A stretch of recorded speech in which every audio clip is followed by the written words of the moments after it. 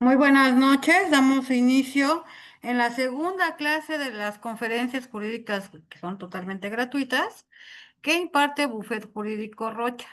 Hoy tengo el honor de presentar al licenciado Alejandro Ortega, que él es abogado postulante exclusivamente en materia penal. Ahora tendremos lo que viene siendo introducción de la teoría del delito en la carpeta de investigación. Él es abogado postulante en el estado de Puebla, tiene la expertise en el tema, entonces para no, sin más preámbulo, maestro, le doy el uso de la voz. Es Ah, claro, muchísimas gracias. Pues antes que nada, muy buenas noches, a todos los que están presentes, a los que nos están viendo por Zoom, los que están en Face y demás. Me presento, pues ya conocen mi nombre. Para los que ya tomaron una clase conmigo, bueno, pues ya saben más o menos qué tipo de clases doy. Y los que aún no me conocen, bueno, pues ya irán conociendo el tipo de materia que doy, al menos en la materia penal y en la forma en la que luego explico las cosas. Pero bueno, sí, nuestra materia está enfocada a la teoría del delito y enfocado dentro de lo que es la carpeta de investigación. Pero antes de entrar en materia, primero hay que preguntarnos qué es la carpeta de investigación como tal. Hay que recordar que el Ministerio Público es la única autoridad con la capacidad de investigar. Y la policía, junto con sus peritos, son estas extremidades o estos miembros que se van ligando para ir buscando la información en cuanto a la investigación de un hecho que se considere delito. Es verdad que el Ministerio Público tiene todos los recursos del Estado disponibles para poder llegar a, a esta cercanía de los hechos o la veracidad del hecho o lo más cercano a la verdad. Hay que recordar que la verdad de un hecho delictivo nunca podemos llegar a la verdad de la realidad. Los únicos que saben la verdad fueron aquellos que lo vieron, que lo hicieron, quien sobrevivió o resintió el hecho delictivo, ¿sale? Entonces, desde ahí tenemos que nosotros tener eso en cuenta. Y el Ministerio Público lo único que tiene en sus manos para poder iniciar la investigación, pues son con las dichas, las narraciones de quien denuncia, de quien hace su querella, del testimonio, de la información que tenga la policía en su informe, ¿vale? El Ministerio Público nunca va a estar, imagínense si cada quien tuviera su propio Ministerio Público a su lado, ¿no? O sea, pues diría que sí lo vio, ¿no? Y el Ministerio Público nos avalaría. ¿Cuántos ciudadanos tendríamos que tener nuestro propio Ministerio Público? Hasta pareceríamos KGB de Rusia, ¿no? Entonces, pero pues no va por ahí, ¿no? Los que tienen conocimiento de cómo era la Rusia soviética antes de su declive en los 90, pues hasta los extranjeros que iban a Rusia a visitar tenían a su agente de KGB por si se pasaba de lanza. Entonces, desde ahí hay que tener cuidado, ¿no? Pero aquí es imposible. Eh, Volvemos a repetir, los hechos cercanos a la realidad siempre van a ser presentes en cuanto a la información que uno reciba. Es verdad que muchas veces el Ministerio Público recibe denuncias falsas. Es verdad que muchas veces el Ministerio Público se abstiene de investigar o archiva o simplemente determina que no hay acción penal hacia el hecho delictivo. O el Ministerio Público dice que el hecho no se considera delito como tal.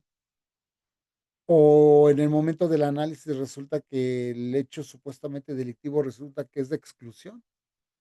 O resulta que el hecho delictivo que le hicieron de conocimiento los agentes policiales, si bien es con apariencia de delito o si bien se percibe como delito, es el Ministerio Público quien va al final a determinar si eso no es. Si bien la policía, que son los primeros respondientes en el hecho, ya sea en la flagrancia, ya sea que hacen su indagación por una denuncia, ya sea porque les llegó el llamado de que ocurrió un incidente. Al final del día, la policía, ellos van a determinar a su percepción si hay apariencia de delito, pero la policía no decide si es delito o no es delito como tal, lo que ellos percibieron con sus sentidos. Es el Ministerio Público, con su experticia, con su conocimiento, su destreza y sobre todo la responsabilidad de determinar que realmente el hecho delictivo es real. Sabemos que en México no ocurre así, ¿no? Hemos tenido una epidemia, por algo, al menos yo así la digo, tenemos una epidemia de ministerios públicos que han sido o han cometido faltas a su deber de cuidado, de diligencia, de investigación, o que han tolerado o solapado actos de naturaleza que puedan violentar o torturar o dañar los derechos humanos del detenido, ¿no? O sea, no es algo nuevo, ¿no? Y si el ignorarlo sería como decir que jamás hemos querido reconocer que ha pasado, ¿no? Claro, no estoy generalizando a todos los ministerios públicos, ¿no? Hay ministerios públicos que han sabido resolver su trabajo de forma ética, aunque pues son muy pocos los que se conocen, pero al menos esos pocos hablan bien de su trabajo. Pero el problema surge cuando no lo hace. Y muchas veces también entra lo que, pues, lastimosamente o desafortunadamente, o afortunadamente, el abogado en su experticia o en su preparación o en su experiencia o en el día a día en el que está siempre ahí, o sea, nos hemos dado cuenta que también el abogado defensor, pues, no siempre está preparado, o nunca o jamás esperaría que le llegaría un tema a atender. A veces hasta el abogado nunca está preparado para la situación. Podemos tener la teoría, sí, la preparación previa, tal vez, el conocimiento académico, nunca debe de faltar, pero cuando llega una situación real, ahí es cuando realmente nos preguntamos, ¿qué tengo que saber yo como defensor? El poder conocer, reconocer, identificar, señalar, sobre todo subrayar, por así decirlo, en sentido figurado, de que lo que estábamos viendo para defender es totalmente una acusación sólida y si se puede llegar a algún acuerdo o es excluyente de la responsabilidad, o si resulta que no entra en el tipo del delito el hecho que se narra, o que los hechos narrados o con apariencia de delito, pues resulta que no es delito, ¿no? O el hecho de que señalemos de que puede ser atenuante, o sea, decir: "Okey, sí, lo cometió", pero ¿es atenuante? ¿Realmente es grave? ¿O realmente es mínimo? Porque hay que recordar que muchas de las veces el Ministerio Público genera una calificación de delito, o una clasificación de delito, más bien, y a la mera hora resulta que puede ser reclasificado, ya sea que puede ser más grave o menos grave. Todo dependerá conforme a criterio. Hay que recordar que incluso la clasificación de delito puede venir del mismo Ministerio Público, pero también lo puede reclasificar. Pero también en el momento en que puede estar frente al juez de control, el juez de control puede también reclasificar el delito. Yo les preguntaría, el hecho de que haya una probable reclasificación de delito, ¿dañaría algún derecho humano de la persona imputada?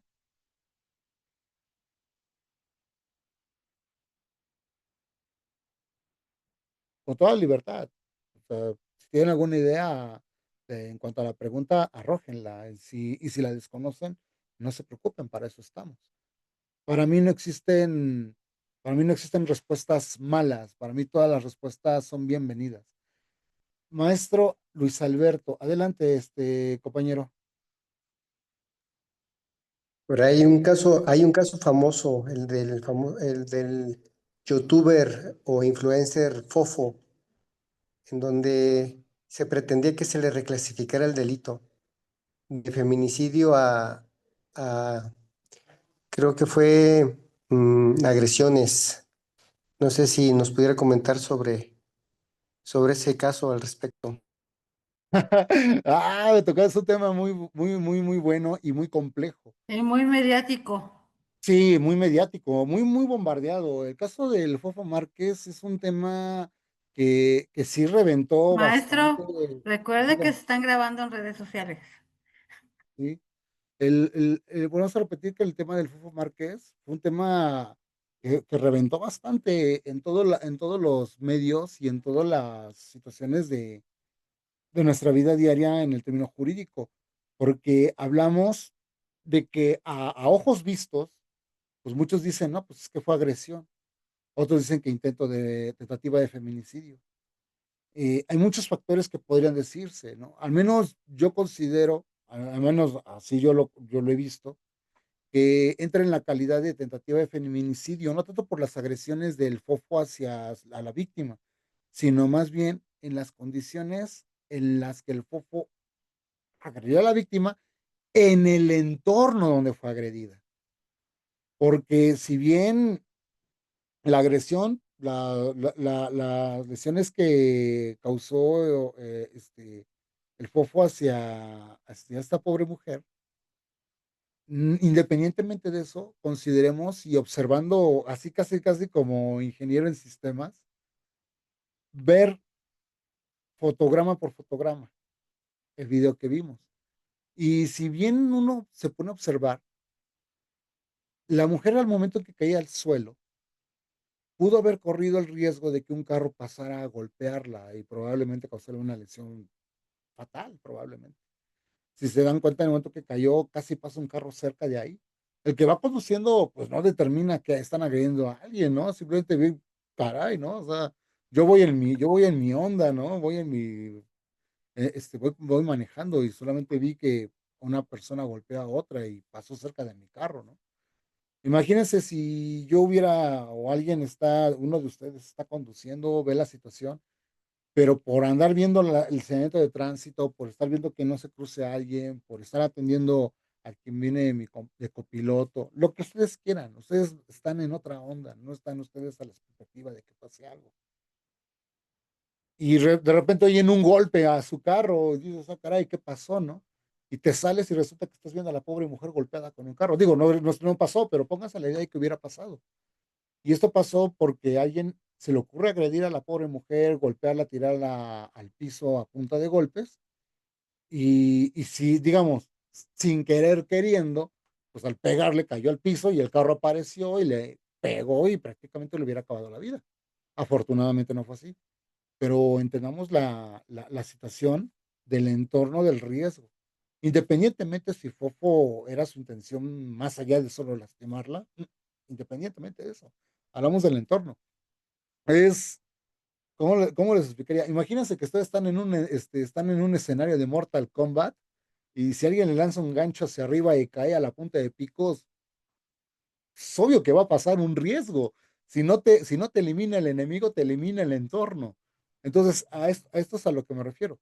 Entonces, la tentativa no es directamente solo por el hecho delictivo del FOFO, sino por el entorno en el que ocurrieron los hechos del FOFO. Al menos desde mi percepción, esa es la que considero que fue lo que causó que se clasificara en ese aspecto.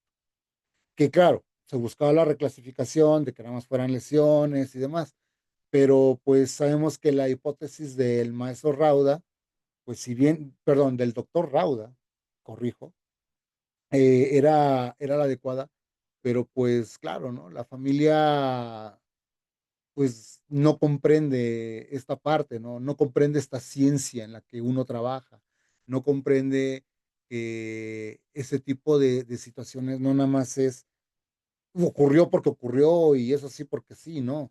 Ustedes, los que llevamos esta materia, sabemos que no es algo que se resuelve en una hora, en 2 horas, en un minuto, y es reformular y reformular y reformular y reformular. Justamente ahí entra la materia de la teoría del delito. Ahí en ese estudio recae, descansa esa hipótesis de delito con la teoría, porque acciones hay muchas, situaciones del fenómeno delictivo son varias. Los factores tanto del entorno, de la conducta, de quien recibe o quien resiente más bien la acción delictiva, e incluso los que lo hayan visto, los que puedan dar su propio testimonio, darán su propia versión a cómo perciben las cosas. Es, no nos vemos tan lejos, es como aquella persona que presta un dinero y ella en su desconocimiento de la ley va y denuncia a la persona que le prestó dinero y lo denuncia de robo, porque ha pasado. No sé si ustedes lo han visto o lo hayan escuchado, pero ha pasado. Y el Ministerio Público en su análisis dice, oiga, si le prestó dinero, entonces no es robo, es una deuda, no es materia penal, ¿no? O sea, usted demándelo y se va por la civil, pero eso un ciudadano promedio lo desconoce, ¿vale?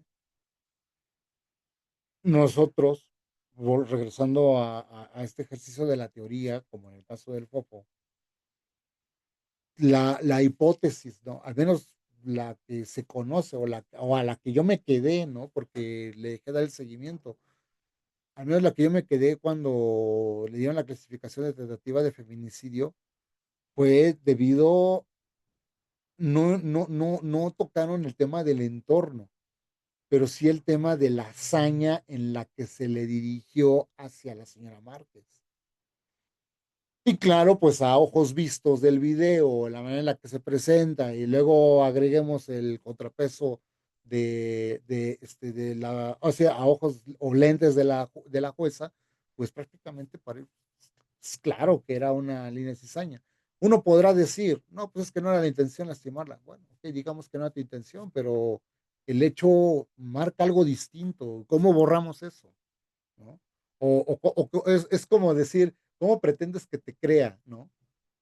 Cuando dices que no te comites el chocolate y tienes todo el chocolate pues, en la boca, ¿no? No, pues es que pues, no era mi intención comértela, ¿no? Pero pues lo tienes en la boca. Y tú dices que no fue así, o que no era tu intención. Pero pues, tienes el chocolate en la boca. O sea, no, no puedes negarlo, ¿no? Si tu intención no era lastimar a una persona con una probable tentativa, pues así como dicen, pues lo siento mucho, o sea, tu acción, la forma de haberte dirigido, la forma en la que actuaste, ¿sale? Por eso ven que se dice, no es tanto lo que hiciste, sino el hecho en cómo lo hiciste, ¿sale? Ese es el contrapeso. Entonces, lamentablemente o afortunadamente, la teoría del delito en eso se basa, en la percepción de cómo se ve, en la percepción de cómo se obtiene esta información. Ahora, volvemos, regresando nuevamente a un principio, como les dijimos. El Ministerio Público pues, no estuvo ahí para verlo, la policía no estuvo ahí para ver cómo ocurrió de punta a cola la situación, no. Ellos llegaron y el hecho ya estaba. ¿Qué pasó? Bueno, recabar la información, pregúntale quién vio. ¿Hay video? Sí, hay un video. Bueno, pues descárgalo y búscalo y muéstramelo. Y así sucesivamente se pueden presentar muchas situaciones similares. Denme un momento porque la compu se me está descargando. Denme unos segunditos.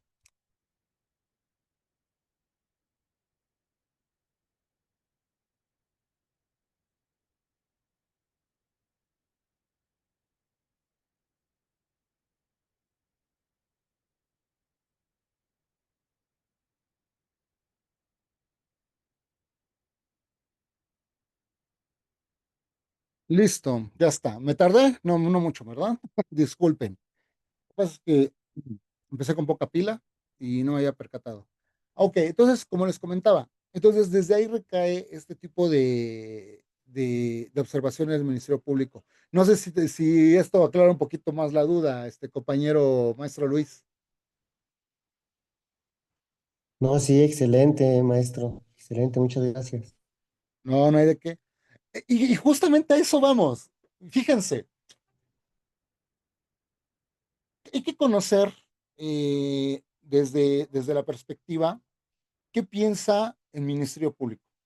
Desde ahí tenemos que tener eso en cuenta. ¿Qué piensa el Ministerio Público? ¿Cómo lo piensa? ¿Y hacia dónde se dirige? Hay que recordar que la teoría es un dispositivo de pensamiento. Si regresamos a los principios, ¿cómo se llama? De la filosofía, por ejemplo, de la aristotélica, que menciona que el hecho de que se cayera un árbol y tú no lo escucharás, pues no implica que no haya caído. No, al contrario, el árbol se cayó, que no hayas escuchado, bueno, es muy distinto, pero el árbol está caído. Desde ahí está. ¿Cómo observa o cómo observaría el Ministerio Público el hecho delictivo en el momento que le llega el informe? O en este caso, denuncia, querella, ¿no? Algún requisito equivalente, ¿no? Y es el mismo Ministerio Público quien puede determinarlo. Es verdad, y volvemos a recaer a la línea del principio. El Ministerio Público, y sin engañarnos, pues va a querer cumplir una estadística de detenciones. Claro, no puede abusar. Con este nuevo sistema no puede abusar de eso, porque se ha percatado de que si no tiene una buena formulación de acusación, pues se le puede venir abajo toda su hipótesis. Pero si tiene la experticia o tiene los elementos necesarios, pues puede generar una buena hipótesis acusatoria hasta donde pueda soportarlo. Claro, también va a presionar a sus agentes policiales para pues, búscale más, mijo, ¿no? Y agrégale. No, no nos engañemos que a veces ha habido pruebas o evidencias que por alguna extraña razón ni deberían de estar ahí, pero están, ¿no? Y uno como defensa, pues ha logrado sacarlas a la luz, decirle, no, pues que estas pruebas no son o no son parte de, o se demostró que las pruebas obtenidas resulta que son violatorios de derechos humanos. Hay que recordar que el objetivo de la materia penal o del sistema procesal penal descansa en los principios que lo describen en el artículo 20 constitucional en nuestro apartado A, que es en su fracción primera, que es el esclarecimiento de los hechos. El objetivo de todo proceso penal es el esclarecimiento de los hechos. Y sin embargo menciona una segunda parte que dice que el culpable no quede impune, pero antes de eso menciona que se debe proteger al inocente.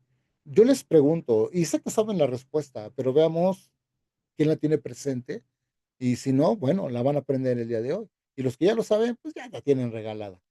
Yo les pregunto, ¿quién es el inocente en el proceso penal? No se amontonen.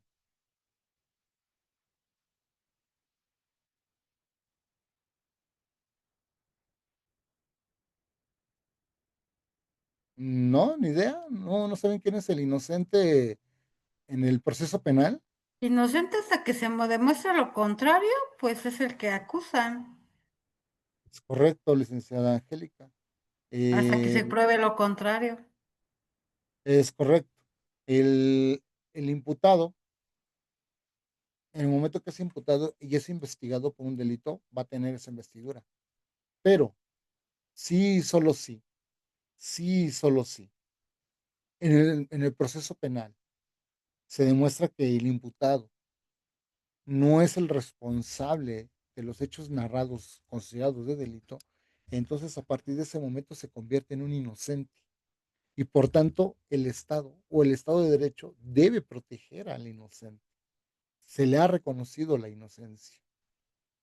Y reconocer que ahora, así como dicen, lo convertido de victimario a víctima, ¿no?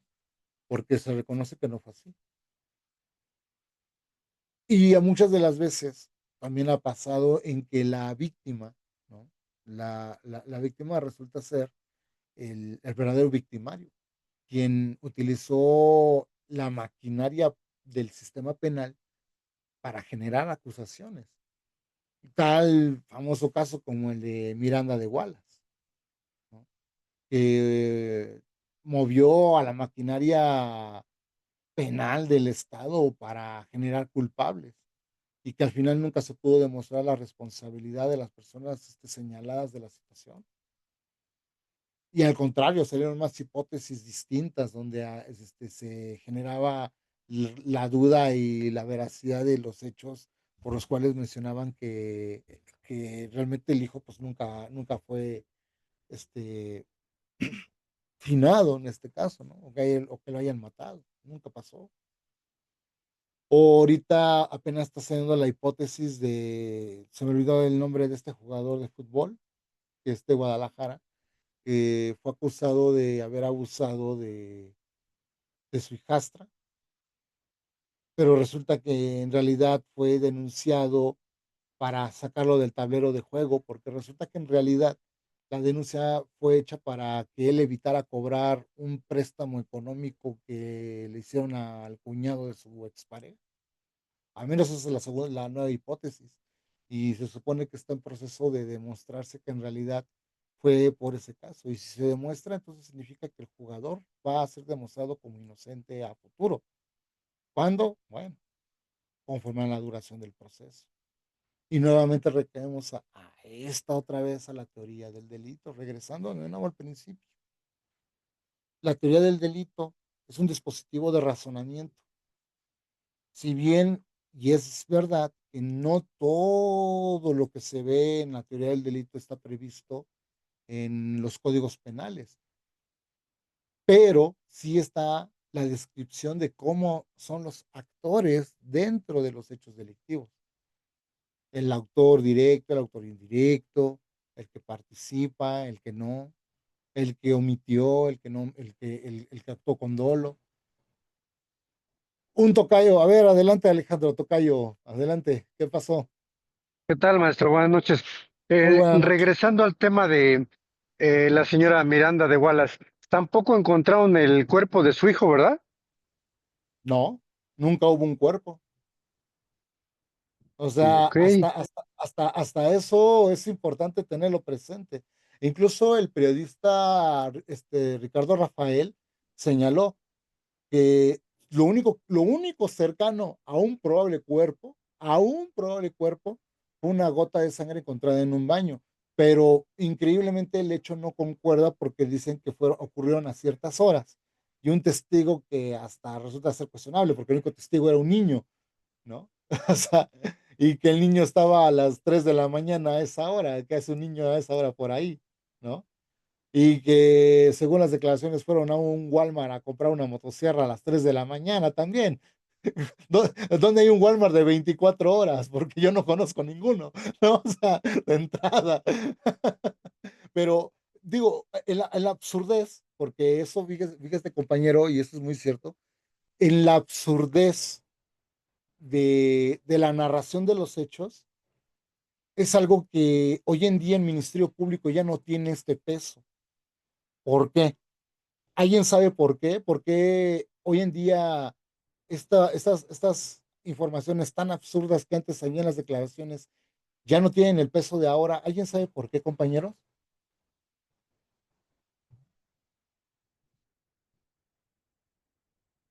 ¿Por qué? Les paso la respuesta. Por algo que antes tenía el MP. Se llamaba fe pública. Maestro, Usted, ¿y dígame, cuándo perdió ese Ministerio Público? ¿En qué año? la fe pública la perdió desde el momento en que entró en vigor el nuevo sistema, porque ahora el quien acusa está obligado a demostrar. Ah, ya. Ok. Antes, en el sistema anterior, el Ministerio Público tenía esta investidura de la fe pública. ¿Qué quiere decir fe pública?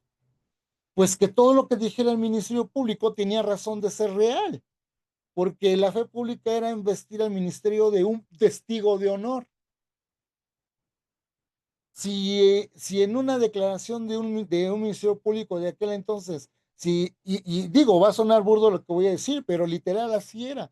Si en la narración, en la confesión o en la recabación de hechos decían, llegó Superman y detuvo a los malos y luego llegó Batman, se le hizo de a pedo y él se los llevó, es porque así pasó.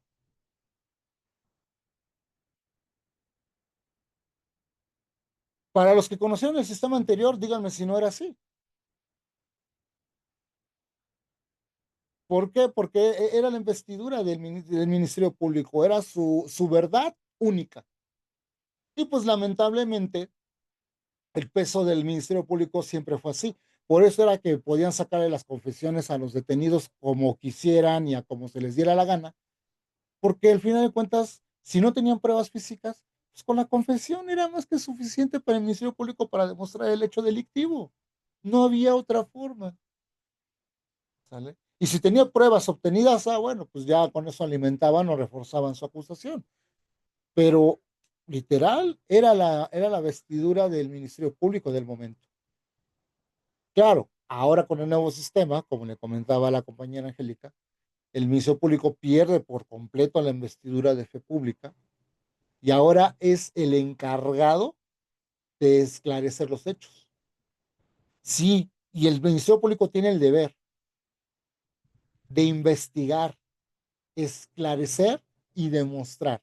Y si en el proceso de la investigación el Ministerio Público determina, detecta, encuentra y descubre que su investigado realmente es inocente, el Ministerio Público tiene el sagrado deber de hacerlo. En teoría, claro está, porque sabemos que no siempre ocurre, ¿vale? Pero el punto es ese. La línea de la teoría o de la investigación del Ministerio Público va por ahí, ¿vale? Nosotros en la línea de la defensa también tenemos que generar la teoría del delito para saber determinar si la carpeta de investigación está adecuadamente iniciada o hacerle de conocimiento al Ministerio, oye, Ministerio Público, tus líneas de investigación no son las adecuadas, o fueron inadecuadas, o fueron escuetas, o resulta que esta teoría no es adecuada debido a, diría el maestro Juan Velázquez, en paz descanse, eh, el hecho de investigar un delito muchas de las veces se encuentra en una sola palabra,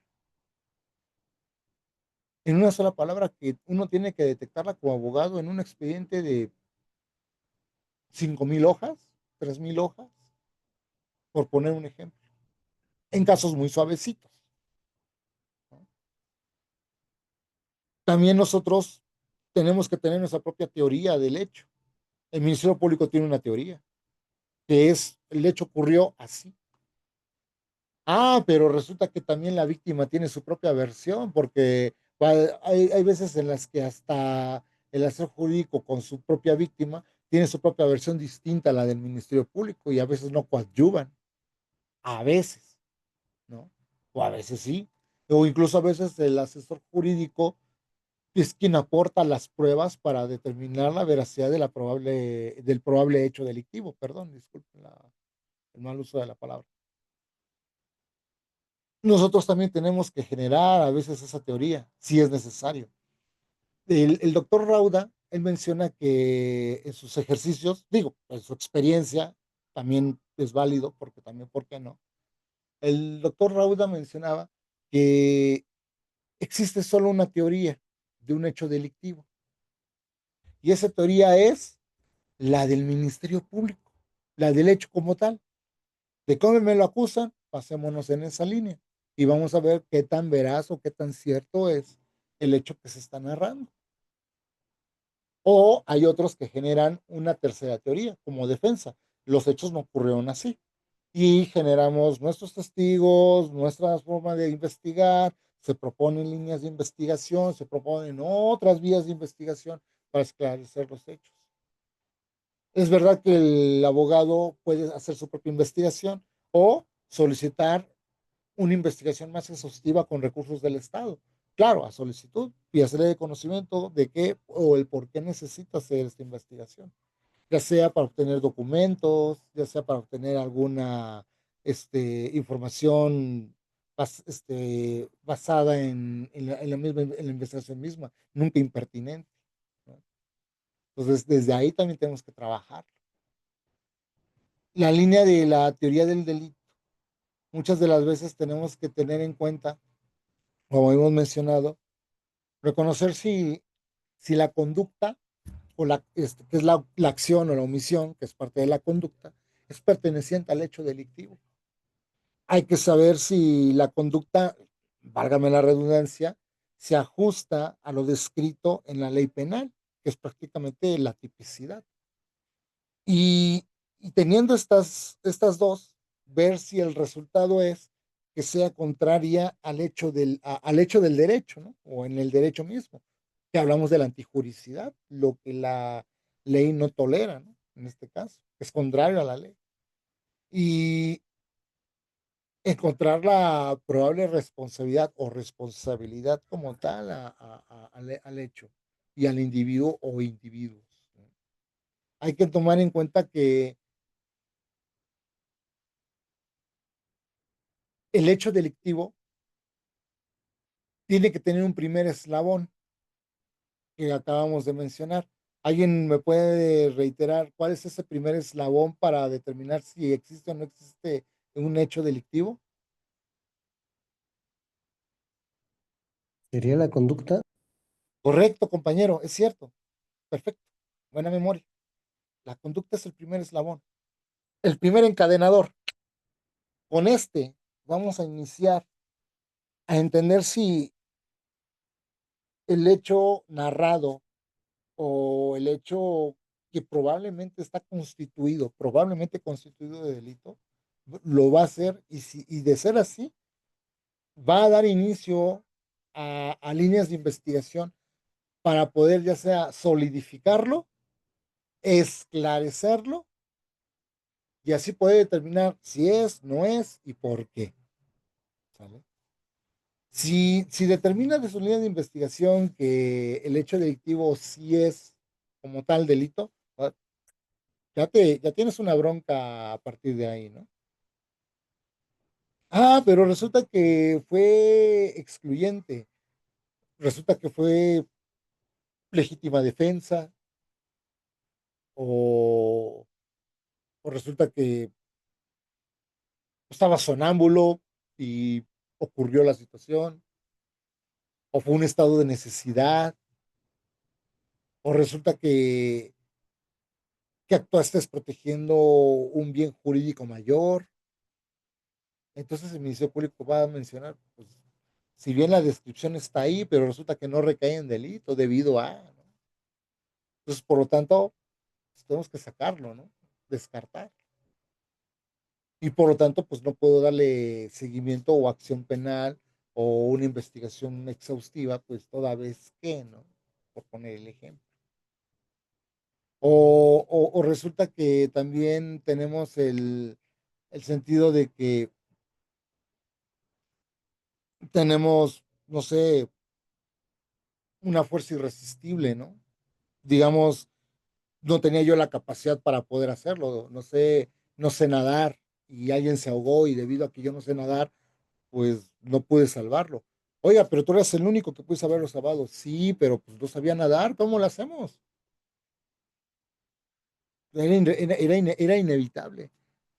La persona que sabe nadar o las personas que saben nadar o el que cuida, ¿no? Que nadie se ahogue, pues no estaba disponible porque lo llamaron o porque fue a atender otra cosa y en ese momento no se percató de lo que estaba ocurriendo porque estaba totalmente alejado. Cuando le avisaron, él ya había llegado tarde, ¿no? O luego tenemos, o que fue por reflejo, ¿no? Resulta que alguien me quiere pegar y yo por reflejo me protejo, me cuido la cara, las manos, ¿no? O por reflejo, detengo la agresión y por haberlo detenido, resulta que, pues, me pasé de reflejo y lo golpeé, ¿no? Y ahora resulta que él es el agredido, ¿no? Pero actué por reflejo. Entonces, no puede ser considerado una conducta para darle seguimiento al delito, es una ausencia, ¿no? Porque si no me hubieran agredido, pues yo no me hubiera actuado por reflejos. Si yo no me hubiera movido de mi lugar, pues la persona no se hubiera ahogado, ¿no? O si yo supiera yo nadar, pues fácilmente hubiera yo sacado a la persona de la alberca, ¿no? Por poner un ejemplo. Si yo tuviera un control del sueño o resulta que yo tenía el trastorno del sueño del sonambulismo y nunca me lo traté, pero pues pasó esto, pues no estoy consciente del hecho que ocurrió y por tanto pues no cae esa responsabilidad o ese peso sobre mí, ¿no? Y por tanto, esto no puede ser, este, ¿cómo se llama? Este peso de la tipicidad y se convierte en todo lo contrario, lo que es la tipicidad, ¿no? Por poner un ejemplo. Y a partir de ahí también nacen estas causas de justificación, como las mencionadas anteriormente, ¿no? La legítima defensa, como les acabo de decir, el hecho de que yo actúe por reflejo, legítima defensa. El hecho de que hubiera una justificación por necesidad, no sé, pues que agredieron a mi abuelita, ¿no? Y mi abuelita estaba solita, llegué yo y pues viendo que eran como tres contra mi abuelita porque la querían asaltar, pues salgo yo con mi bate de béisbol porque pues eran tres y los tres, uno tenía una pistola, otro tenía un cuchillo y el otro tenía una cadena, ¿no? Y pues ni modo que mi pobre abuelita no se sepa proteger, pues ahí entro yo, ahí entra su nieto, ¿no? Y entro combate, y pues es lo único que tengo a la mano, porque no puedo salir yo con arma de fuego, porque entonces la bronca va a caer sobre mí, ¿no? Entonces hay que tener todo ese tipo de presencias en cuenta, ¿no? Tenemos también tener que reconocer si el hecho delictivo, ¿no? Realmente causó un estado de necesidad, como por ejemplo el robo famélico, ¿no? Si robó por la necesidad, por sus hijos, porque tenía hambre, o porque era una persona desesperada y prácticamente su cría, pues necesitaba el alimento. Entonces, desde ahí también se genera esa otra necesidad. Y así podemos generar una línea de teorías, teorías, teorías, teorías, teorías, para poder decir si cumple o no cumple, ¿no? Con la figura delictiva. Y si la cumple, ok, es justificada, sí, no, ¿por qué? Y si el Ministerio Público determina la investigación en contra de la persona, X persona, por la situación de delito, pues el Ministerio Público tiene la obligación de también primero de descartar si existió o no existió la necesidad, el hecho de la justificación, si hubo de verdad legítima forma de actuar para autodefenderse, si el hecho de que esta persona, pues, digo, ha pasado, ¿no? Tuvo que matar al agresor porque se metió a su casa, ya le estaba casi robando, o ¿cómo se llama? No me acuerdo cómo se llama no me acuerdo del nombre de este sujeto de la zona norte, que enfrentó él solo al narco, ¿no? En su casa y pues, agarró, tenía como más de 8 o 10 rifles y los colocó estratégicamente en cada ventana, ¿no? Y en ese momento él solito, porque le dijo a su familia, váyanse y no regresen, ¿no? Y él solo, con las pocas armas que tenía, tumbó a más de 10 elementos del crimen organizado. Claro, lamentablemente, pues el señor pues, falleció en la refriega, ¿no? Pero lo hizo protegiendo su hogar, lo hizo protegiendo a su familia. Ahí había pues, cierta causa, ¿no? Para autoprotegerse. Claro, eso lo hubiera determinado el Ministerio Público, yo digo lo que al menos se percibe en las noticias. Quién sabe si el Ministerio Público hubiera tenido una teoría distinta al hecho que yo le estoy narrando, ¿no? Entonces, para nosotros considerar, ¿no? La existencia y si la carpeta de investigación tiene razón de ser o tiene razón de existir o tiene la razón de que de verdad algo ocurrió, entran dos cerebros en juego, dos cerebros. El del Ministerio Público para determinar si existe el hecho delictivo y si la defensa considera que ese hecho delictivo no lo es, y si lo es, es agravado, es atenuante, o cuál. Y todavía entra la de ¿cómo se llama? La del asesor jurídico para poder defender la postura del Ministerio Público o de la acusación misma. porque hay que recordar, quien acusa está obligado a demostrar. Pero si resulta que el hacer jurídico o la víctima no tiene manera de poder demostrar esta acusación o estos elementos, ¿qué razón de peso tendría entonces la investigación? ¿No? Y ahí es donde la defensa puede hacerle conocimiento, ¿sabes qué? No actuases de forma debida. La falta de debida diligencia en la investigación, pues causó tu deficiencia para demostrar tu teoría del delito, ¿no? Porque ha pasado. Entonces, teniendo este tipo de ejemplos presentes, teniéndolos en cuenta, es como nosotros como personas podríamos determinar si el hecho delictivo es constitutivo. Hay que recordar que la policía o cualquier otra persona puede detener a alguien en un hecho delictivo que considere delito o con apariencia de delito. Si, por ejemplo, no sé, la licenciada Angélica sale por la calle y ve que están golpeando a un niño, pues a sus ojos de percepción está viendo un abuso físico a un menor. Y si la licenciada Angélica está en capacidad de poder detener a la persona, lo hará, o denunciará, o grabará y lo hará de conocimiento, o llamará a 911 para dar de conocimiento de lo que está pasando. O resulta que el licenciado Alejandro Pérez sale de su casa y ve al menor siendo agredido por alguien mayor. Pues resulta que yo pues, tengo la complexión, tengo la capacidad, ¿no? Soy hombre en este aspecto, pues estamos a la par de fuerza con el agresor, pues sobre de él y órale, y lo controlamos, ¿no? Ahí hay un estado de necesidad. Oye, lastimas al que golpeaba al niño. Pues, bueno, no era la intención lastimarlo, pero era eso o que siguiera lastimando al niño. El grandote como sea se recupera, pero el niño le puede causar algún problema mayor. No, pues sí, pues se protegió al niño, ¿no? Entonces ya desde ahí, ok, vamos a buscar que el hecho delictivo o el hecho delictivo pues es justificante, ¿sale?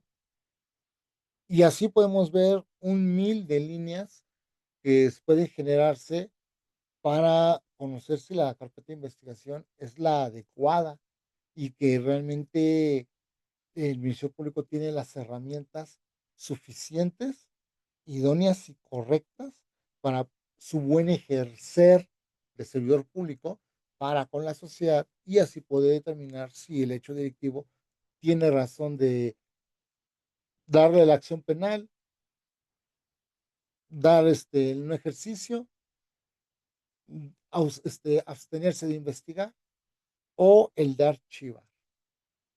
No sé si tengan alguna duda de lo que hemos hablado en este tema en este momento.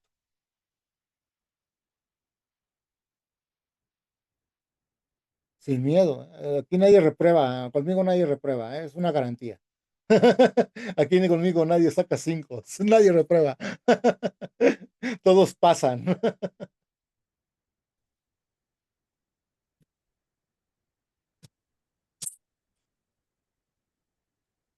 Porque ni ¿Ninguna siquiera duda? hay preguntas, maestro. O da muy bien Eh, la clase o nadie tiene dudas. Pero el adelante, compañero Norberto. Norberto. Adelante, el compañero Norberto. ¿Qué pasó? Buenas noches, maestro. Buenas noches. Sí, tiene un estilo usted muy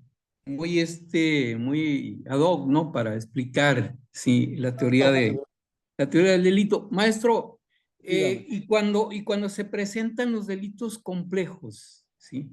Es decir, donde participan varios sujetos en algún hecho delituoso, ¿sí? Obviamente, pues ahí una definición, desde luego, pues también está muy compleja, ¿no? ¿Sí?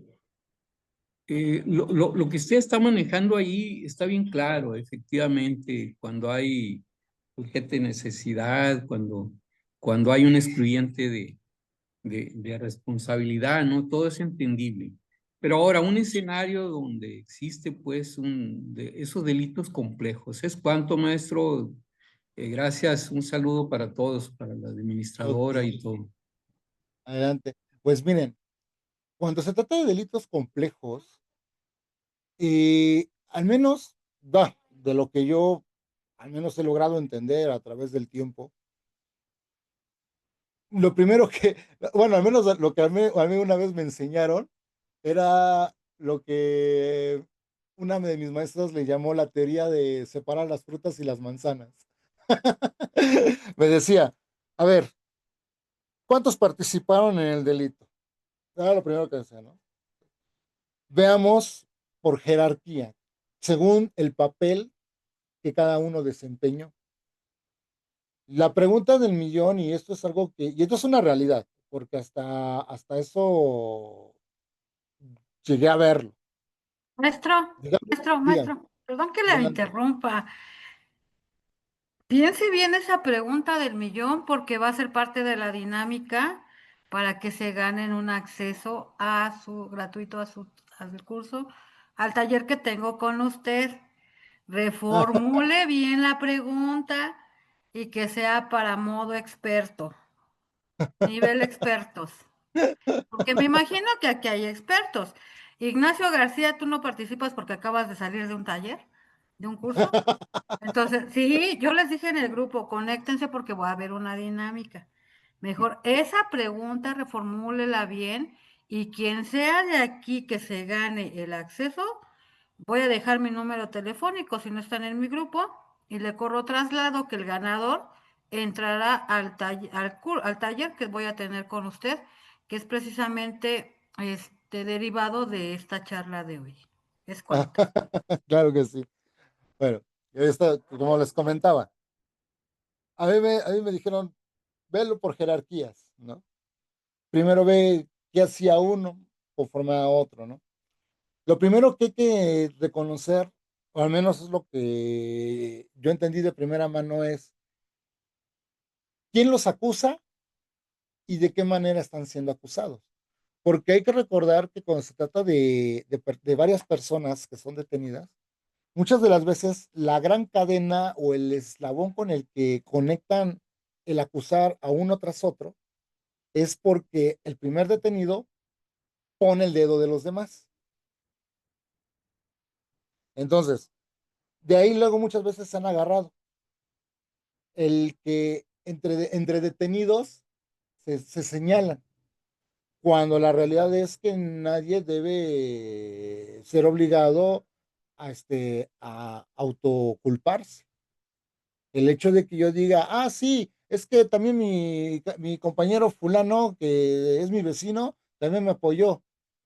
No, no puedes hacer eso, porque se ha demostrado muchas de las veces que estas autoacusaciones o el señalarse uno a otro, muchas veces de las veces ha sido por coacción física. O sea, les dan su recordatorio a punta de calentadas, o muchas de las veces son coaccionados, o a veces amenazados o amedrentados por la misma autoridad. No nos engañemos. Hay otras que todo mi respeto y lo encontraron y lo lograron, ¿no? Y cómo se ve que realmente fue un delito complejo bien trabajado, pues en el momento que te das cuenta que no se agarraron con estas artimañas de autoculparse. O sea, lograron conectar la responsabilidad sin necesidad de andarse autoculpando o andarse echándose la bola de la responsabilidad entre ellos. ¿Sale? Aunque lastimosamente muchas de las veces el porcentaje de resultados, de libertades o de quitar la responsabilidad de delitos de ese tipo, pues a veces, muy rara vez logras hacer que todos la brinquen. A veces hasta uno termina quedándose y los demás se van. Y me ha pasado, a veces me tocó conocer casos donde eran 5, 6, 7 detenidos y uno decide decir, ¿sabes qué? Pues yo me como el pastel y ustedes váyanse. No, váyanse, órale. Y se hacen su estrategia y termina uno comiéndose el pastel, aunque no se lo haya comido, ¿no? Pero de que se ahogue uno a que se queden los demás, pues ni modos, ¿no? Es lo mismo como los montañeses, que todos van atados a una cuerda y todos van subiendo la montaña del Himalaya. y resulta que uno va a caer, o uno por imprudencia o X cosas se va a caer y está colgando a todos. O dejas caer a uno para salvar al resto, o se van todos y nadie regresa a casa, por poner ejemplo, ¿no? Los casos complejos son donde pues más estrés uno va a tener. Adelante, compañero Luis Alberto, adelante. Sí, maestra, hay un caso complejo en donde en el caso de Fuerzas Armadas o Guardia Nacional, que sus fuerzas son pocos y tienen que poner a disposición a efectivos superiores, por ejemplo, son una camioneta con 6 soldados y van a poner a disposición a 7. Luego se les complica porque en el Ministerio Público le dicen que un elemento no puede poner a 2. Entonces ahí, ¿qué recomiendo que pudieran hacer esas autoridades para que acrediten la legal detención? Uf, bueno, primero que nada, ese tipo de situaciones, bueno, hablamos, miren, al final del día, para que no nos hagamos tantas bolas, al final del día todo tipo de detención tiene su propio protocolo a seguir. El Código Nacional de Procedimientos Penales, si bien prevé la forma de detención de elementos de este tipo, al final de cuentas siguen recayendo en una forma protocolaria como cualquier otro detenido. Hay que recordar que hoy en día los elementos de Guardia Nacional, Ejército y demás, si cometen, ¿no? Y ese es el punto clave, si cometen delitos hacia la ciudadanía o cosas así, pues van a ser procesados precisamente por el formato civil que tenemos nosotros. Si cometen delitos dentro del cuerpo del ejército, bueno, tendrán ellos sus propias reglas, sus propias leyes. La manera en que a veces la legal detención, ¿no? Porque, híjole, ha pasado, que luego entre agencias de policía, entre agencias de ejército, luego hasta entre ellos se quieren se quieren cercenar entre ellos. Muchas de las veces lo que se ha recomendado, o al menos lo que yo he logrado entender o lo he entendido, nunca me ha tocado un caso de esos, no sé por qué, espero un día me toque, pero nunca me ha tocado. Yo he visto que lo primero que hacen es el hecho de que las hacen de conocimiento a sus superiores sobre sus elementos. O sea, por aquí tienen a los elementos de Guardia Nacional o Ejército. A ver, antes de cualquier cosa, superior. ¿Con quién me debo de comunicar? No, pues tanto, ok. Primero que nada, te hago de conocimiento para que sepan localizar. Ahora, no nos vayamos tan lejos. Ministerio Público, ya sabes a qué delegación lo tienes que llevar y sí o sí llenar tu hoja de Registro Nacional de Detenciones, sí o sí. No lo tienes que descartar, ¿sale? Sí o sí, aun cuando sea militar, aun cuando sea ejército, Registro Nacional de Detención y a dónde me lo vas a llevar. No puedes ignorarlo, ¿sale? Aún siendo del ejército, servidor público, policía, lo que tú quieras.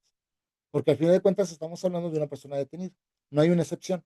Aparte es una seguridad para, uno, como elemento que detiene, como elemento de ejército, fuerza aérea y lo que tú quieras, que lo vas a llevar con seguridad a la institución o delegación a la cual lo vas a asignar y ya el Ministerio Público determinará por sí mismo cuál es el adecuado. Claro, al final de cuentas, ellos tienen que tenerlos separados a veces, porque ha pasado, y ellos es mejor que los tengan separados de la zona de los demás detenidos, porque pues, no pueden poner en riesgo al policía, no pueden poner en riesgo al del ejército, porque sabemos que pues, están desarmados y que se puedan defender, pero qué necesidad de ponerlos en riesgo, tanto a ellos como a los que están también presos en los separos, ¿sale?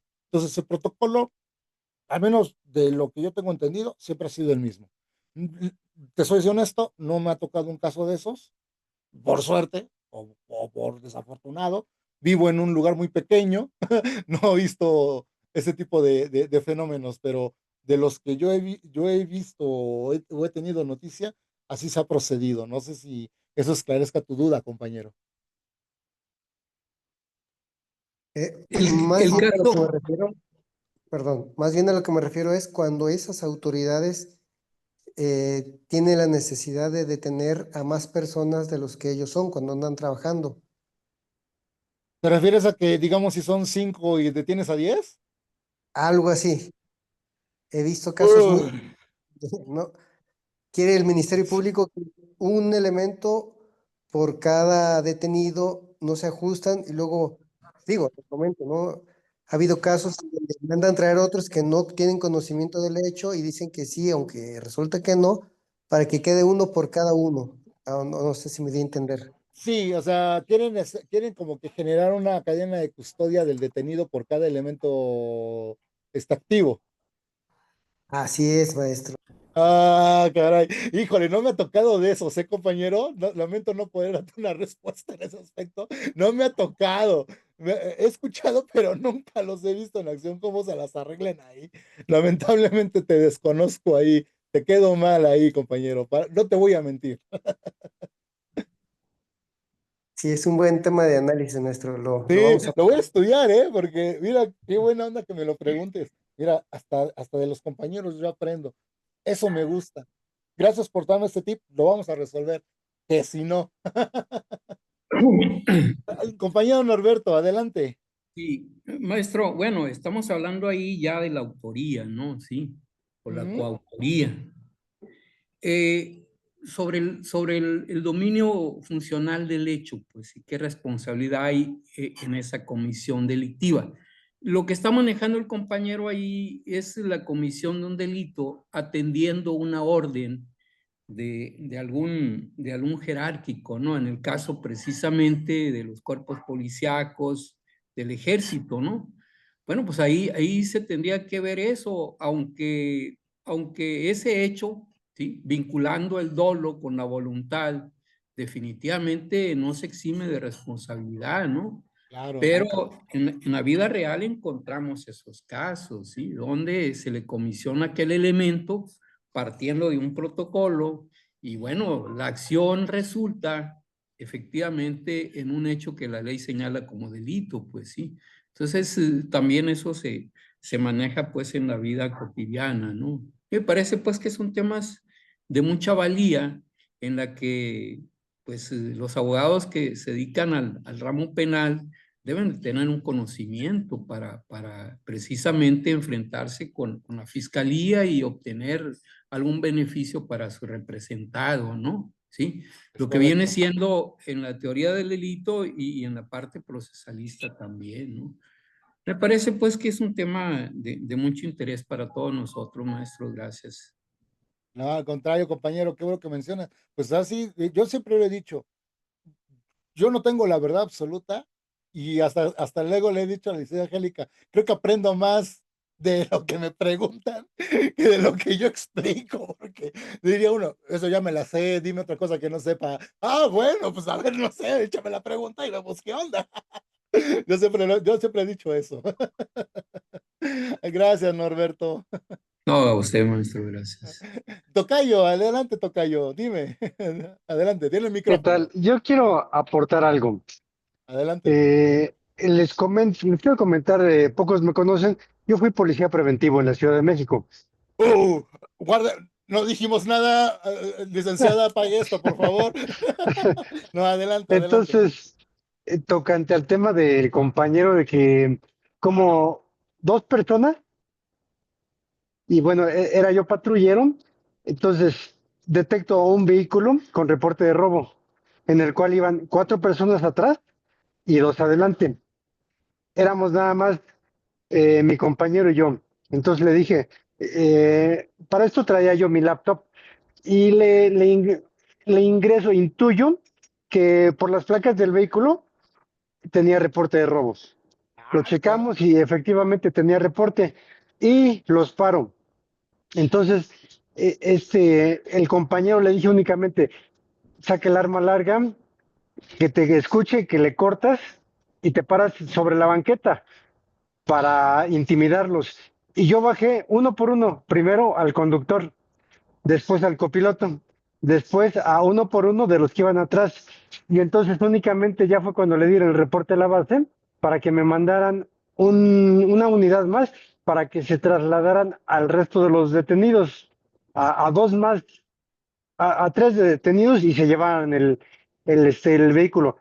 Y le argumenté al que estaba como mando, le dije, este vehículo yo lo voy a poner a disposición junto con los 6 tripulantes.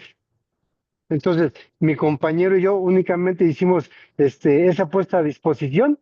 Digo, no eran servidores públicos, pero es en este argumento con referente de que cómo pueden 2 personas poner a disposición a más de una persona. Y en este caso pusimos a 6 personas por el delito de robo de vehículo. Sí se puede, ¿no? Era mi comentario.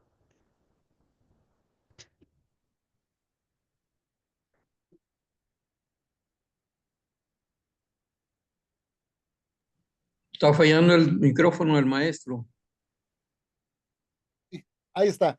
Ok, compañero, pues la neta ahí sí aplicaste lo que, ¿cómo se llama? El paquete de 6 por el precio de 2 Combo, el combo. en combo.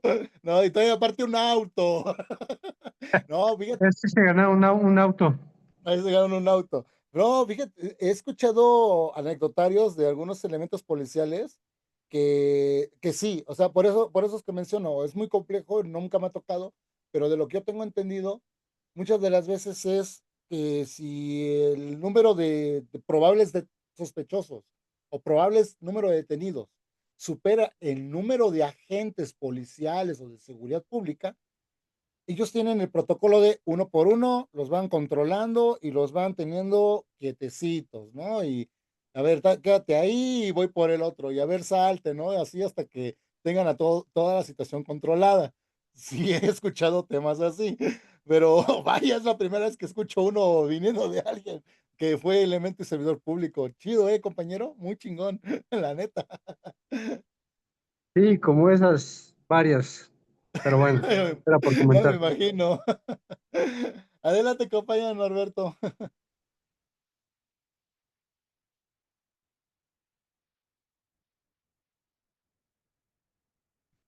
Lo que No, pasa es que me quedó la mano arriba. ok, Voy a- está bien, compañeros.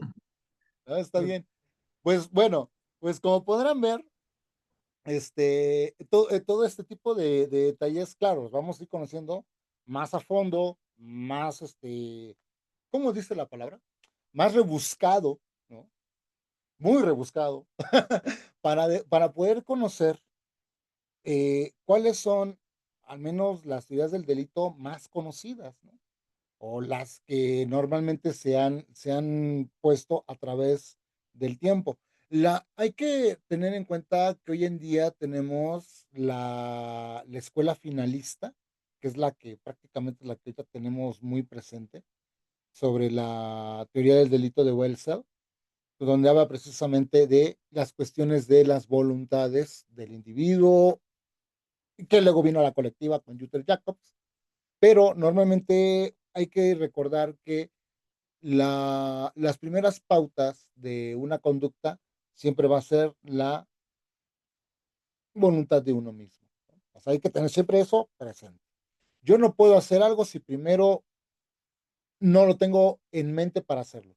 Si, por ejemplo, si yo quiero encender mi computadora, hago micro movimientos. Agarro mi computadora, le doy en encender, le enchufo a la corriente eléctrica si tiene la pila baja, conecto teclado, conecto cámara, conecto micrófono, inicio computadora, espero a que cargue, inicio Zoom, entro a Zoom y ahí estamos. Todos esos algoritmos de movimientos o pasos genera uno solo. Me voy a conectar a Zoom. Me evito de desplegar toda esta línea de conductas.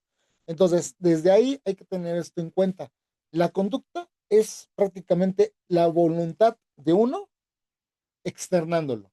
Hay que recordar que la conducta, no solo delictiva, la conducta del hecho, para cualquier cosa, desde comer, desde bañarme, desde irme al trabajo, manejar un carro, hablar con alguien, primero lo tengo visualizado en mis pensamientos.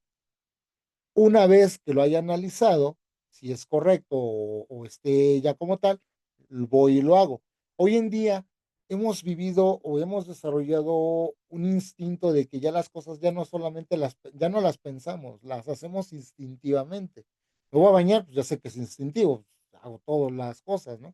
Voy a reparar mi computadora, ya lo hago instintivamente porque sé cómo funciona, ¿no? No todos, pero bueno, al menos le meto mano a mi compu y no pasa nada, ¿no? Y así sucesivamente a veces hasta nos pasa a nosotros como abogados. Nos sumergimos tanto a veces en la materia que, ya sé de lo que me hablas, ya sé de esto, ah, te entiendo hacia dónde vas, es por esto o es lo otro, pero esto es conforme a veces al desarrollo. Es muy similar a lo que mencionaba una de las filosofías del guerrero samurái, o al menos del antiguo Japón. Antes de saber conocer el uso de la espada, primero tienes que aprender a cosechar. Y dices, ay, caray, ¿qué tiene que ver el que sepa cosechar a usar la espada? Y se dice, ¿no lo entiendes? Dije, no.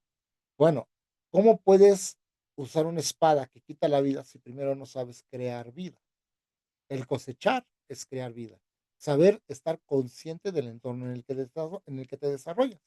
Así es, digo, ya pisando el terreno de la abogacía, en el terreno de entender el derecho penal, es conocer las probabilidades o todas las probabilidades de un hecho.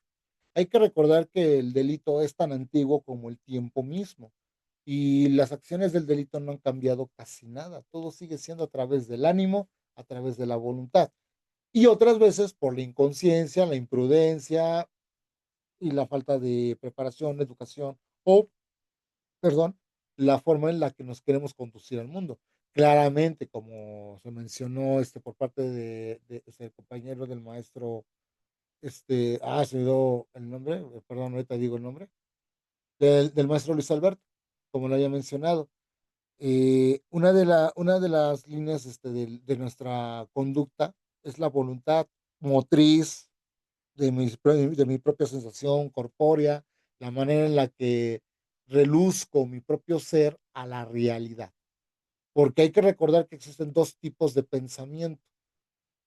El del que tengo dentro de mí y lo conservo ahí, y el que externo, el que hago, el que manipula, el que mueve, el que palpa, tienta o acciona, ¿no?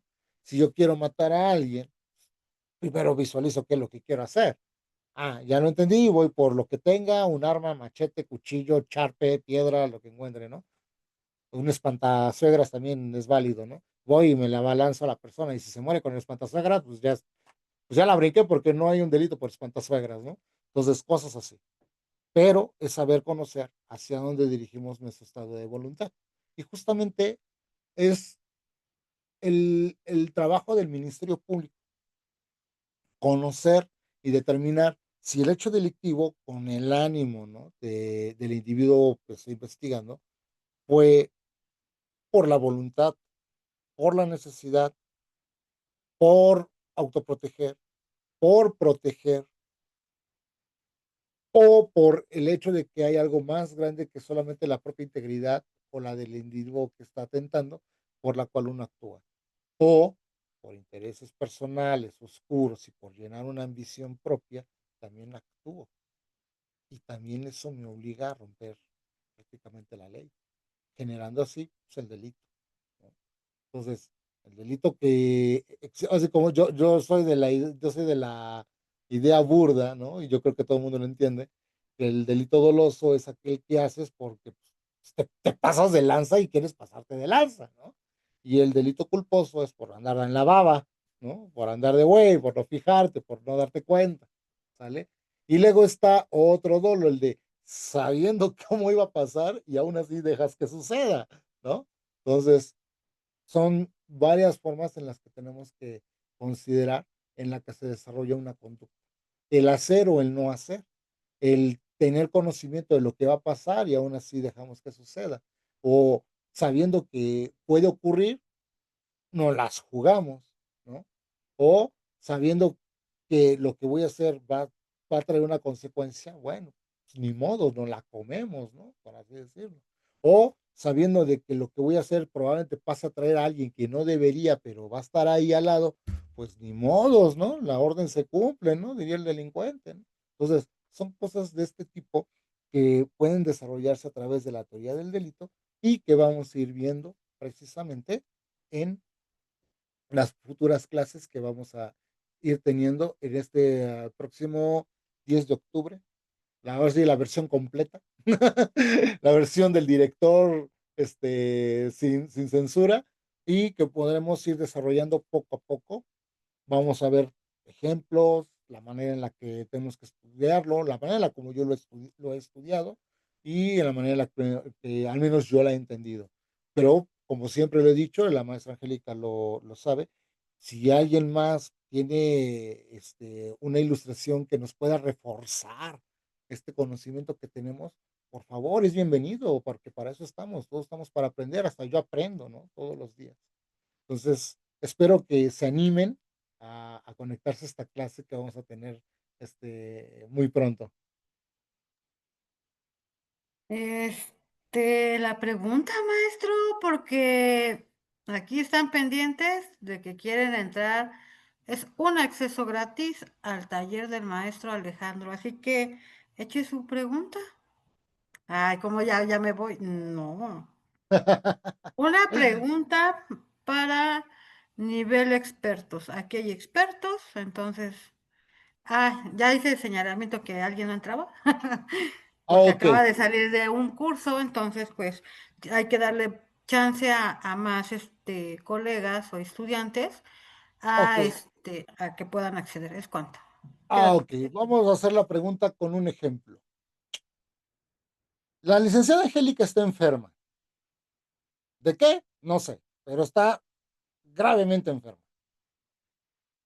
Y yo soy el único que le voy a poder administrar su medicamento porque pues, nos tenemos mucha confianza. Pero resulta que yo no puedo ir a dejarle la medicina. Entonces yo llamo al licenciado Norberto, le digo, licenciado Norberto, ¿qué pasó? La licenciada Angélica se siente muy mal y yo sé que pasa usted por mi casa y usted llega prácticamente a la casa de Angélica porque vive al lado suyo y entre los tres nos conocemos. Ah, sí, perfecto. Licenciado Norberto, le entrego la medicina para la licenciada Angélica, por favor hágaselo llegar, porque bueno, pues ahora sí ella no puede venir, está indispuesta y bueno, lo requiere. Y usted, licenciado Norberto, pues le lleva la medicina. Todo tranquilo. Llega, encuentra a la licenciada Angélica, la ve malita, pues, la ve enferma, pero pues, le atiende la puerta y le dice, el licenciado Alejandro le hace llegar su medicamento. Ah, sí, muchas gracias, licenciado Norberto. No, se lo agradezco, ya la necesitaba. Perfecto. Pues descanse y buena noche, buena noche. Hasta ahí. A la mañana siguiente resulta que la licenciada Angélica amanece muerta. Y resulta que fue por causas de la medicina que le hizo llegar el señor Norberto. ¿Quién es el culpable? ¿El señor Norberto o yo? ¿O qué pasó ahí?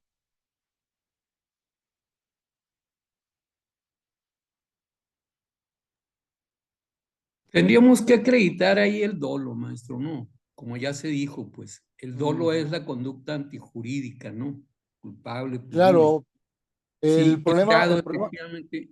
¿Qué tipo de dolo, no? Ahí estamos hablando del dolo, ¿sí? El dolo directo, ¿no? Primer grado, eventual.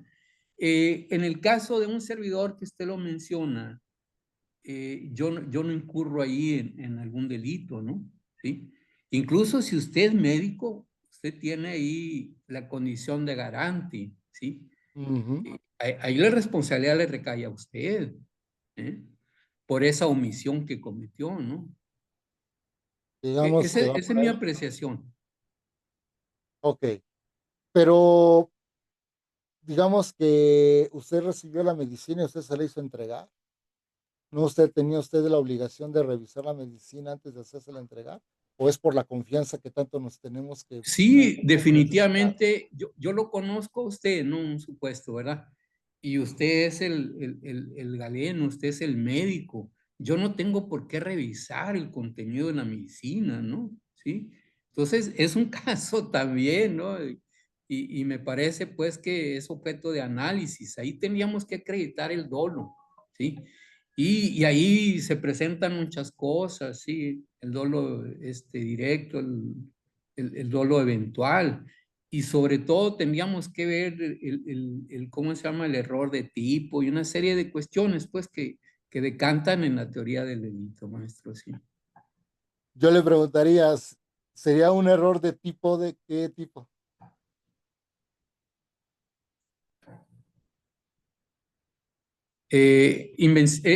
Invencible. Invencible porque no está en mis manos, pues sí, tener el conocimiento de Sí, qué tipo usted de no va a tener un cosas. laboratorio de perito para revisar si es Sí, la medicina o no. sí, definitivamente. Y ni modo, pues la maestra Angélica pues se murió, ¿no? Precisamente por ese error de usted. Sí, Probablemente. así O es. yo ya sabía lo que era. O a lo mejor exactamente, a lo mejor su Ay, conducta te sí es escuchas bien dolosa. maquiavélico, Alejandro, qué bárbaro. La conducta de usted sí es dolosa, entonces, sí. Y que me está utilizando a mí. Es ¿Sí? correcto. Pero Eh, ahí, maestro, tenemos que tener un buen argumento ahí como defensa, ¿no? En contra de la fiscalía. ¿Sí? claro. Un Ese es el ejemplo, punto fino. Ese es el es punto correcto. fino del litigio. Claro. Ahí les va otro ejemplo rápido. Eh, el señor Norberto sale con una chica que se llama Alondra. Y Alondra, pues muy celosa. Y Alondra saca un cuchillo y quiere atacar a su pareja, al licenciado Norberto. Pero resulta que por autoprotegerse, el señor Norberto saca una pistola y dispara. Pero resulta que en el momento en que él quiere accionar el arma, se atraviesa la hermana de Alondra y se atraviesa la hermana Golondrina y ella recibe el disparo. ¿Qué pasó ahí?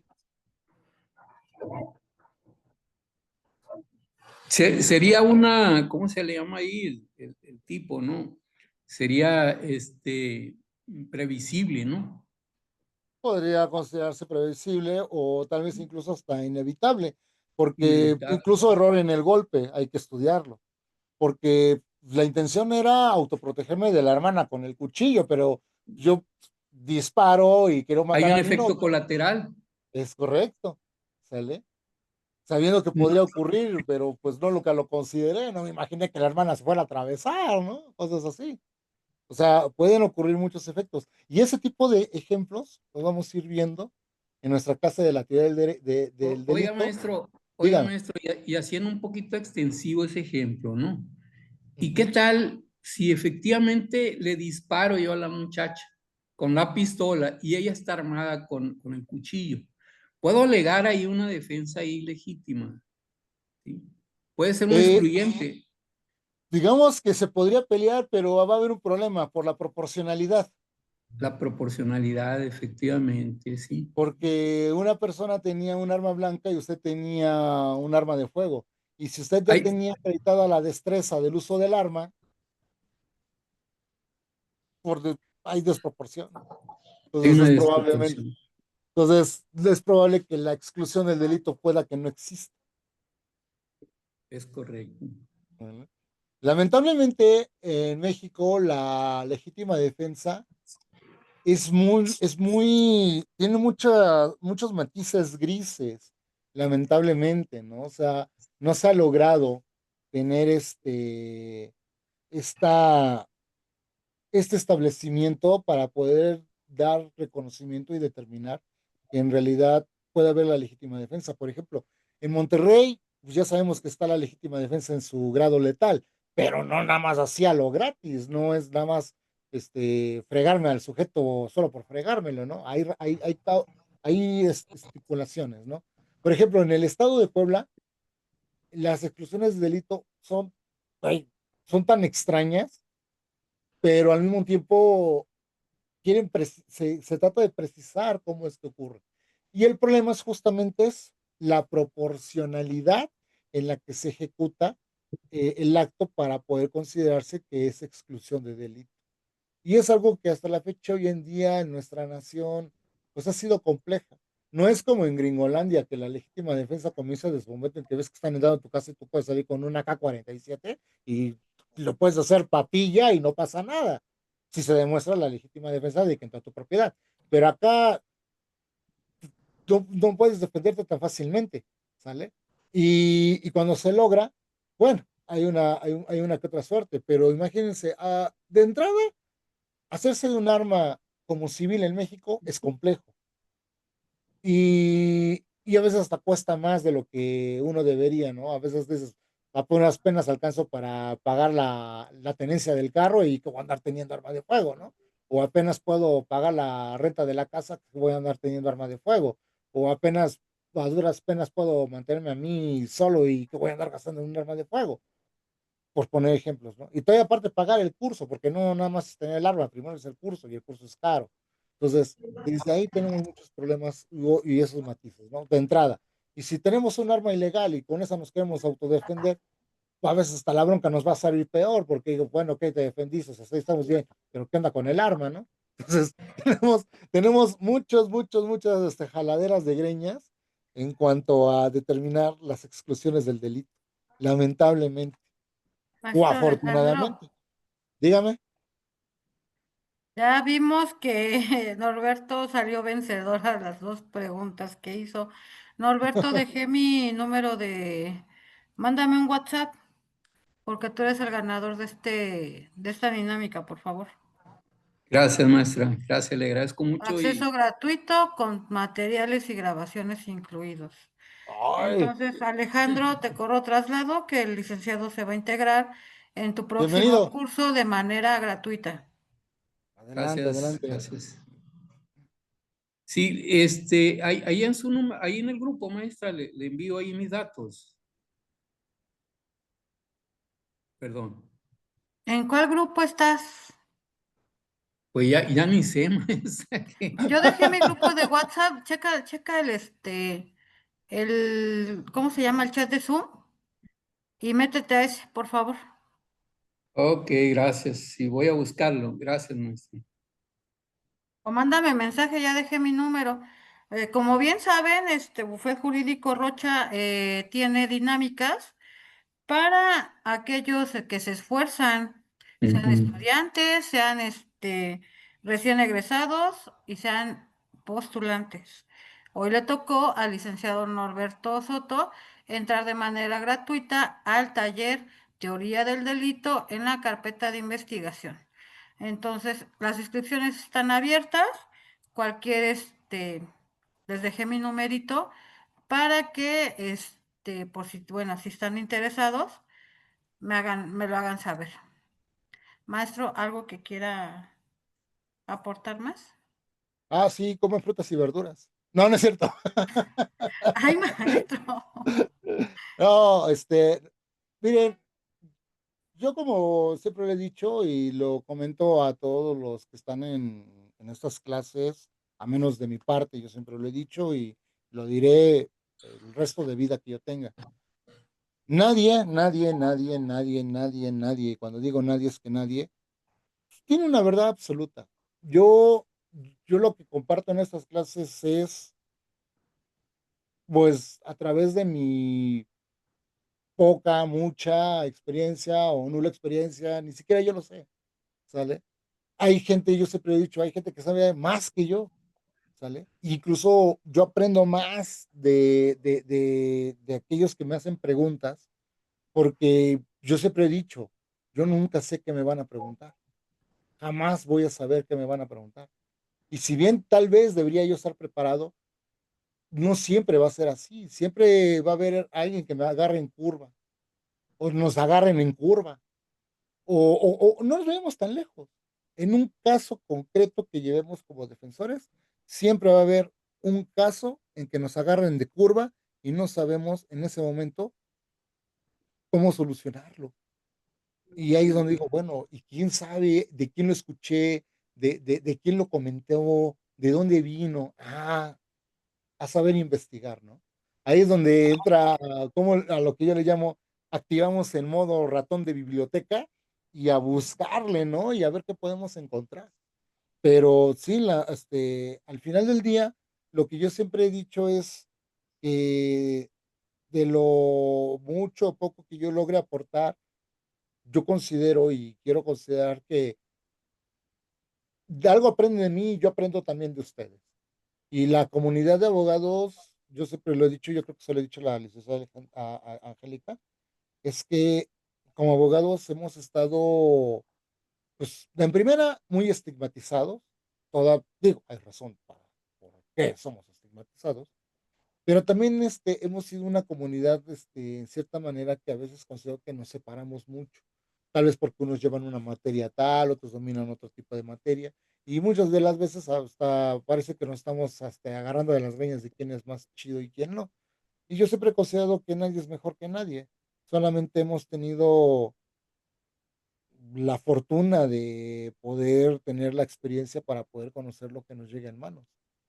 Y cuando nos llega, pues yo creo que es aprovechar y apreciar esas oportunidades que siempre nos llegan a nosotros como abogados, porque prácticamente yo veo al abogado como el arqueólogo. Siempre encontramos algo y termina siendo un descubrimiento nuevo. Con eso yo siempre lo he dicho. Adelante, mi licenciada Angélica. Muy bien, maestro. Híjole, va a estar muy interesante este taller. Se los, les puedo decir que yo hasta sigo aprendiendo, ¿eh? Sigo aprendiendo de todos los disertantes que yo tengo, sea en una charla pública, gratuita, a hacer una charla de manera privada y de costo. Pues bueno, aquí le muestro su reconocimiento, maestro, que Bufet Jurídico Rocha otorga el siguiente reconocimiento al licenciado José Alejandro Pérez Ortega por su destacada disertación y dedicación en la conferencia titulada Introducción a la teoría del delito en la carpeta de investigación, que se ha llevado en línea y se ha llevado a cabo el día 28 de octubre del 2025. Firmo yo, la directora fundadora de Bufet Jurídico Rocha, soy la licenciada Angélica Rocha. Le corro traslado que este reconocimiento se lo haré llegar vía este WhatsApp personal Gracias. y nos estaremos viendo el próximo 10 de, recuérdeme, 10 de octubre, noviembre. 11, sí, 10 de noviembre, 11 de noviembre y 12 de noviembre. Tres Exactamente, días. maestro. 3 días. Es No, mucho. es que usted, Está chido, está chido. no, Hasta es no, porque poco, nos va a también viene faltar el tiempo. taller con el maestro Antonio sobre ejecución penal, ¿eh? También buenísimo. Lo que viene siendo todo en materia penal y también viene una disertante en medidas de protección, que si no mal recuerdo ya la vi por aquí. Entonces, estos 3 talleres van a estar muy interesantes. Son a muy bajo costo, créanme, para que llegue también al bolsillo yo fui estudiante también, entonces al bolsillo Todos fuimos estudiantes. de los estudiantes. Y pues bueno, esto sería todo. No se les olvide que mañana nos toca. ¿A dónde estás, Ricardo de la Puente? Ábreme tu micrófono porque mañana te toca estar en Bufet Jurídico Rocha.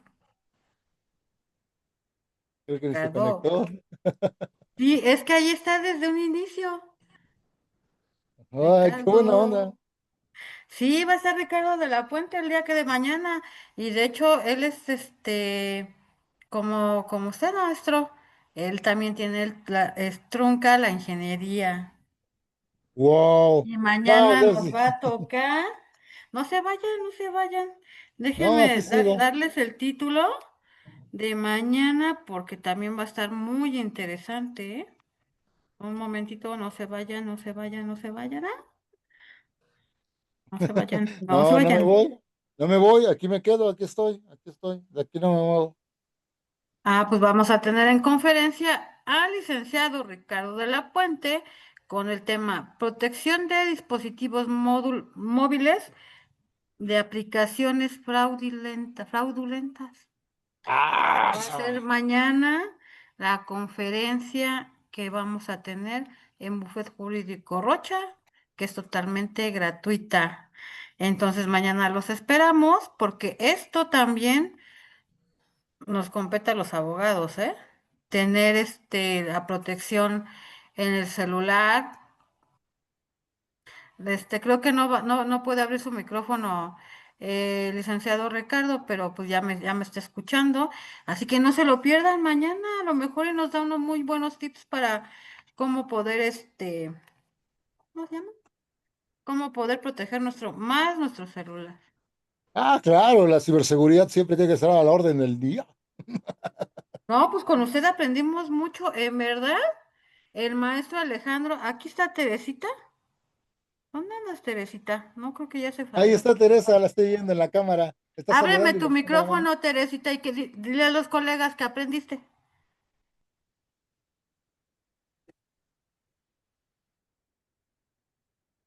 Ujú.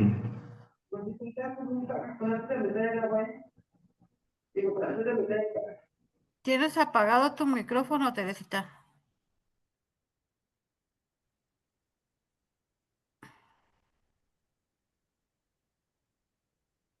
¿Me Ya, escuchan?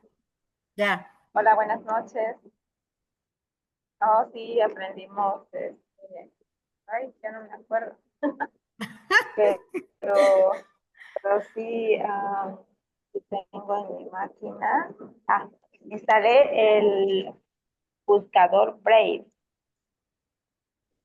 que es para que nosotros, cuando naveguemos en las páginas, no nos salgan, pues, información de propaganda, ¿no?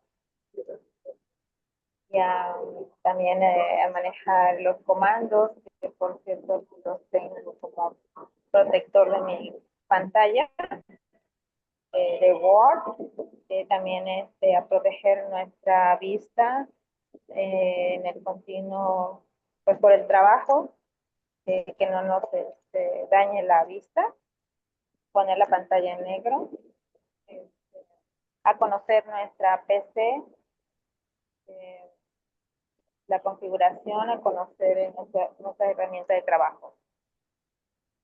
Muy bien, Teresita. Recuerda que el maestro nos va a regalar por ahí un videíto, no decimos por aquí, porque estamos Sí, transmitiendo vía Facebook. Nos va, actualización de les Windows. va, ajá. Entonces, esa se las hará llegar al grupo, correspondiente de informática. Pues Sí. bueno, nos vemos mañana, no se lo pierdan. Hasta mañana. Cuídense mucho, muchachos. Me alegro verlos y espero estén jalando a la clase del próximo 10 de Norberto, noviembre. mándame mensaje. Gracias. Hasta Muchas luego. gracias. Buenas noches. Sí, Descansen. ahorita le mando mensaje, maestra. Bye bye. Bye. Gracias. Bye, bye.